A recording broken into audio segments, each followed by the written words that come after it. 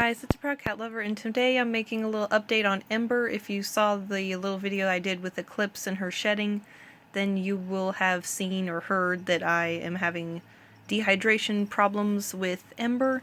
So today I'll show you her sauna, which a sauna is when you have enough room temperature water that goes up to the cloaca, or the butt, as you could say.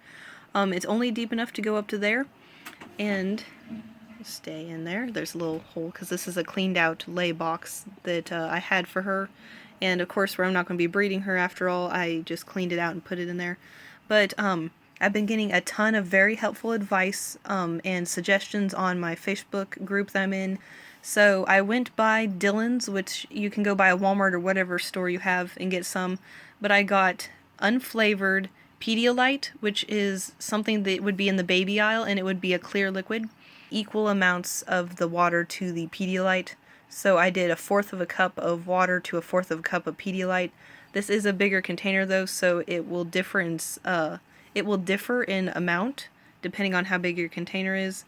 But you want to let them sit in it for 15 to 30 minutes depending on how bad it is, how bad the dehydration is. One of the very clear signs with crested geckos that have tails is the tail will be wavy. Now this also could be indications of metabolic bone disease or MBD, but I'm hoping not, because she has calcium that she gets with her food. I've been told to bump it up to putting some calcium with D3 and multivitamins in her Pangea once a week, and I'm just going to do that with all my reptiles because I don't want to worry about any of the other ones, because apparently Pangea and Rapashi do not have enough calcium or vitamins like they claim that they do. So I was under the impression that I wouldn't have to add vitamins, but I was doing it anyway just because I wanted to make sure that they were getting enough, and I was doing it twice every month.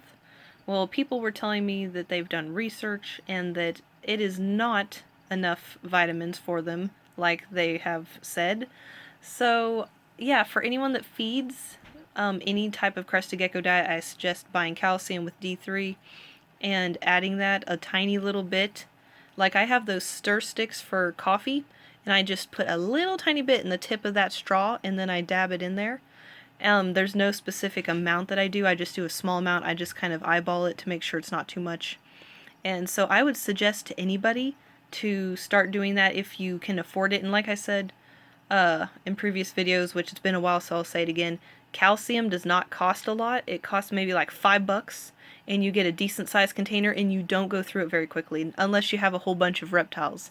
If you've only got 3 crested geckos like I've got, it doesn't use up very much, and it only costs around $5 to $10 depending on where you buy it. Some pet stores charge a lot more than websites do, so buying it online might be cheaper.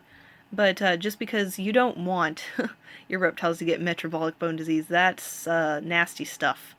And so you just don't want them to be deficient in vitamins, and if you really want to provide the best care for your reptiles, you should probably already know about vitamins in the first place.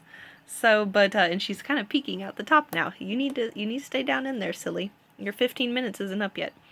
So I'm going to be doing this for her for the next 5 days in a row, and I already was planning on trying to find a vet for reptiles to take all 3 of my crested geckos and my leopard gecko too to get checkups. Depending on how expensive it is, I will take one every paycheck, just so I'm not spending a ton of money at one time, because I can't afford to spend a lot of money on vets right now. But hopefully I'll be working a lot more soon, but they just haven't been working me very much at my job, and that's really hurting my income. But so if I only am able to take one per paycheck, then at least they're getting a checkup from a vet. So we'll have to see how that goes. But obviously if I'm only able to take one at a time, Ember will be the first to go, just because I want to make sure everything is okay with her. Obviously she's my first reptile that I ever had, and I just want to make sure she's going to be healthy. And then of course it would be Blaze, and then Magma, and then Eclipse. Because we're Blaze, I'm already wanting to take her to the vet anyway to make sure everything will be okay before I go to breed. It's important to find out that kind of stuff. Another thing that I just remembered is most of the time another indicator that your crested gecko may be dehydrated is it sometimes will have eyes that are sunken into its head. That also can be caused by like temperatures and stuff as well. But one of the signs, I think I was reading that anyway somewhere, that another sign was that their eyes might be sunken into their head. Now, their eyes do sink in when they're sleeping, so you would want to make sure that they're fully awake when you're looking at this, because you don't want to freak out and be thinking that something's wrong and they're just asleep, because they make their eyes sink in when they're sleeping. So, you would just want to make sure that they're fully active and awake before you go making any assumptions. And then, of course, getting advice from others that have owned crested geckos is a good idea too, just to know how to handle the situation. Because I would have never known how to handle her being dehydrated if I didn't have that group. It really helps. So to give you guys a better angle, here's about how much water is in here. It just goes up to barely covering her feet, and it can't be any higher than her, like I said, her rear here. You don't want it to be any deeper because obviously you don't want them to get any in their nose or breathing in or anything like that. You don't want them to drown while freaking out. Like, Ember does not like water. The fact that she is sitting still right now, yep, there she goes. Because she's doing her thing where she whistles at me through her nose when she isn't happy or she's frantic, like she wants me to pick her up and take her out of the situation, but she has to stay in this one. And she's scared for no reason because she just doesn't like water, which I already know. But she just doesn't like sitting in here, but she only has a few more minutes, so she'll be okay. But like I said, you'll want to use 50% room temperature water and 50% of the Pedialyte. And like I said in the previous video, their skin kind of works like ours, where our skin will get all kind of shriveled and we start to absorb the water. Stay in there, silly girl. So it'll help. It'll kind of be like a moisturizer. That would be the best way I could describe it. Yes, you want to come over here and look, but you can't, and you know it. So, but anyway, that's pretty much the update on that kind of stuff. And like I said, if you guys are doing a complete diet, I would still suggest adding vitamins, like I've been told, just because apparently it's not enough. And even if she doesn't have any problems with metabolic bone disease, which I don't think she does, because I've checked her jaw bones, which they say will get not light, they'll get kind of rubbery. They won't be firm anymore. She is not liking this. Stay in there, silly girl. I might have to put the lid back on. But, and drink some of this too, because it's good for you. But, yeah. So, and I may, sometime in the future, get a UVB, because I was thinking about doing it and I still want to. But at the moment, like, vet visits and stuff are a little bit more important, since I'm getting close to being almost ready to start breeding. I want to wait till it's a little bit warmer, of course, but I am still planning on doing it in the spring, and we'll see if I end up selling any of them or not, depending on how many I end up with at the end of the year, just because, just with the way the economy is right now, it's really hard, I've heard, to sell crested geckos. Like, if the person really wants to buy it, then they'll pay the price that I'm probably thinking about paying. Oh, asking, I mean. That was unexpected. Which it has been 15 minutes, but because my alarm just went off, it come up on my screen and said, but she is ready to get out of there. She's all fired up, which she was fired down when I took her out, and they say that one of the reasons they fire up is because they're active or they are stressed, and it's probably because she's stressed.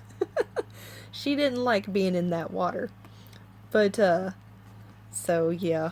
Let me scoot that over here. There we go. So, I'll let her dry off and stick her back in her tank. She's probably going to be real thrilled that she has to do this for the next 5 days.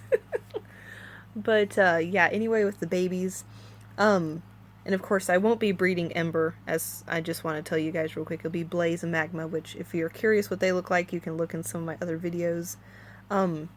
But just with the way the prices and everything, and, you know, jobs and everything as well, and just mainly because the market is so flooded with crested geckos that unless you're producing, like, really desirable colors, it's just really hard to sell them. And of course I will be keeping my babies for probably at least 5 months just to see how they develop in color. I don't want to sell them prematurely for a lower price than what I could possibly get.